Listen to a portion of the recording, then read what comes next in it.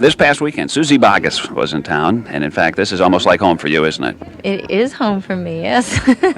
We're at the gallery, and I believe the stage was right about here. We're sitting almost exactly where I used to sit when I was performing. I'm sitting right in the middle, so this is probably the place. This would have been back when you were an ISU student. Yep. First a Wesleyan student, I believe. Yeah, I started at Wesleyan, and then I got involved in the medals program, and really it was a better move for me to change over to ISU because they had a bigger department. Yeah. I think you used to play the guitar, something like a 12-string guitar. I started on the 12-string guitar, and then I started playing both of them in my act, and then I got to be too much tuning. I couldn't handle that anymore. But several people I know probably heard you play while you were over at the, the Centennial Eats building or the Arts building over there? Yeah, if they did, they probably were sorry afterwards. I was always trying something new in there. Yeah, I used to play in the CVA in the lounge, just to try and work the bugs out of my songs and stuff. Center for the Visual Arts. In other words, when you weren't in school, in other classes, you were pretty close to the guitar. And sometimes when I was supposed to be in other classes. Anyway, what happened here? You said one night you tripped or something, right about where we're sitting? Yeah, actually what happened was I used to sit on a stool instead of standing up to sing, and I leaned back to sit down, and my stool tipped totally backwards, and I went over with the guitar and everything else, and it was terribly embarrassing. It was hard to get up and sing sad love songs after that. Yeah. After you left Normal, you're from Alito originally, right? Yes, I am. After you left Normal, Illinois State, you sort of hit the road, didn't you? Yeah, I did. I had a real antsy itch to see a lot of the countryside, and so I started traveling out into the Rockies and in that area. And so were most of the places you played then sort of like the gallery? Some of them. A lot of them were, real intimate kind of little nightclubs and that kind of thing, but I also played in a lot of resorts and that kind of thing. But I usually try to get someplace where I could be the center of attention and not the background music. Were you a solo act then? Yeah, I was a solo act until just recently, actually. Now I know we talked last week, and you just hired a drummer. Yeah, I've been traveling for the last year with two sidemen, with an upright bass and a fellow who plays a lot of different instruments and fiddle and mandolin and that. But we just finally rose up to adding a drummer. It's the big time now. Yeah. And you're married? I'm married to a songwriter, and he's also a producer and recording engineer down in Nashville. Yeah. I bet you like it down there, don't you? I do like it, and I like it an awful lot. I'm pretty consumed with music. I love it so much, and down there I'm very comfortable because most of my friends have something to do with the business in some way or another, and we get together and talk about the changes we're going to make and that. We talked about the numbering system down in Nashville. You don't use notes or anything. Is that different? Did you ever figure you'd be working like that? No, actually, I've been pretty much a learn-by-ear kind of player most of my life. Sort of self-taught? Yeah, I do read music, but in the chord charts that are above the music and stuff. But until I went down there, I never had worked in that manner before, where you chart chords by the number of the chord, and as the tonic is number one, and then you go from there and so on. And so, I had to learn that. Yeah. The whole thing is constantly changing, too, isn't it? I mean, you'll hear the traditional country singers, and they'll say, well, gee, country music has changed so much, I don't feel like maybe I really fit in anymore. And I'm thinking of the one number on your album, the Handyman's Dream. Boy, there's a nice, I don't know what you call it, kind of a jazz or kind of a piano. I don't know if you brought the piano in just for that one number, but it's really a neat little kind of jazzy strip in there. The fella who played that piano is he was 23 when he did that, and he's got Duke Ellington's soul somewhere. He's a small red-haired boy with freckles all over his face. He looks like he's 11 years old, and he just plays the heck out of the piano. But these are the kind of people that are down in Nashville. That's where they make their home. That's right. In this case, he had studied at Berklee School of Music, so you never know. There's people that come out of the hills that are just strictly raw talent, and there are people that come from L.A. and stuff that just have a real love for the music, and there are people that have been classically trained. Some from Juilliard, maybe, huh? Yeah, that's right. It's always amazing to me how some become forefront singers like yourself? You said you wanted to make sure people noticed you, and I think that was a smart move, evidently.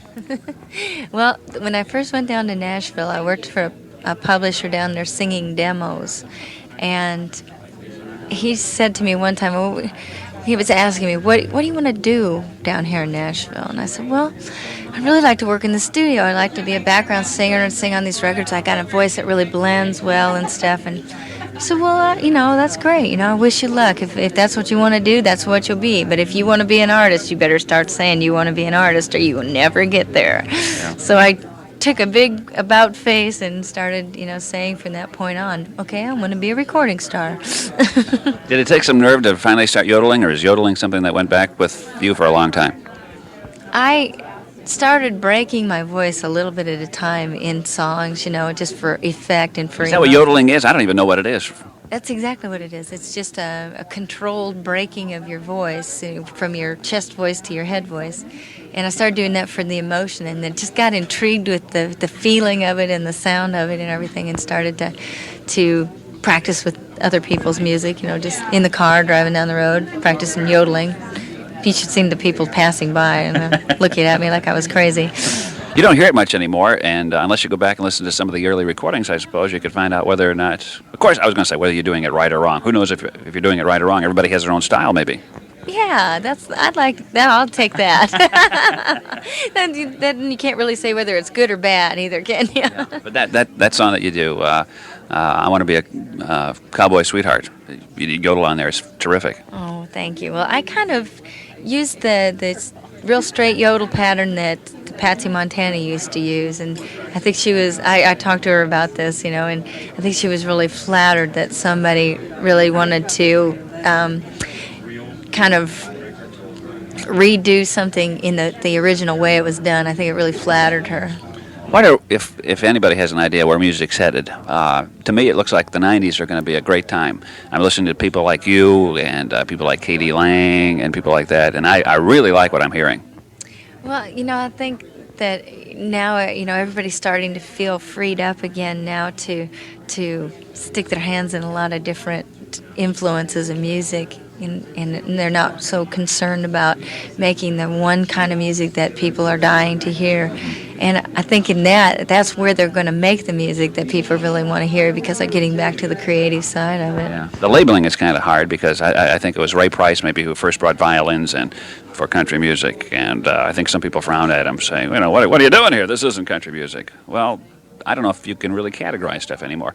Are you afraid to be labeled a country singer? Would you like to be known as just Suzy Bogguss, singer-entertainer?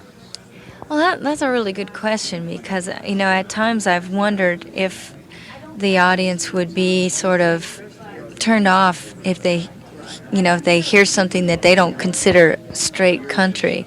But I think that now the country format, on radio anyway, is really the closest thing to the collage of different styles that I like. So it doesn't bother me to be put into that, as far as, there has to be some place. If you can't be labeled at all, it's a very difficult thing. If I were to ask you, do you consider Kenny Rogers a country singer, what would you say? It'd be tough. I would say he kind of crept out of that category, and although he was with rock, right? Kenny Rogers in the first edition, so he'd be a hard one to label. Yeah, sometimes it gets to be that, and if it became that naturally for people that they couldn't really put their finger on what it was, then that would be fine with me too. Yeah, I'd rather be known as Suzy Bogguss.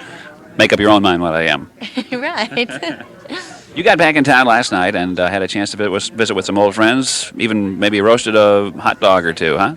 Yeah, we flew into Chicago and got some Chicago hot dogs and brought them down to Normal. Or actually, we stayed in Bloomington, and all of us got together and cooked them on the fireplace. It was really funny. We were hilarious.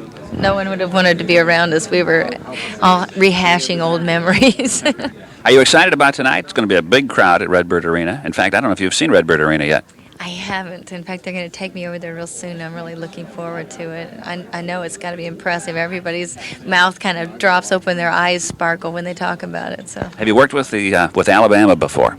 I haven't. I've been with them at parties and things and talked to them, and they're really sweet guys, but I've never had the opportunity to work with them, so this will be fun. And, of course, Ricky Van Shelton's on the bill tonight, too. dynamite singer, just outstanding singer.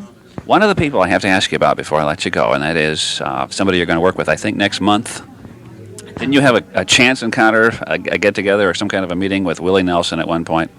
I did. You know, I had a lot of folks that used to come into the gallery fairly frequently to hear me sing, and one of them was one of the art teachers over at ISU, because I was in the art department, and he was doing some graphics work and some illustration for Willie Nelson for his merchandising campaign, and kind of hooked me up into going up to see Willie and get backstage and talk to him and everything like that. So it's going to be really fun for me now to be working with him. I'm going to see if he still remembers us coming up there and bugging him and slipping tapes in his hand and all that stuff.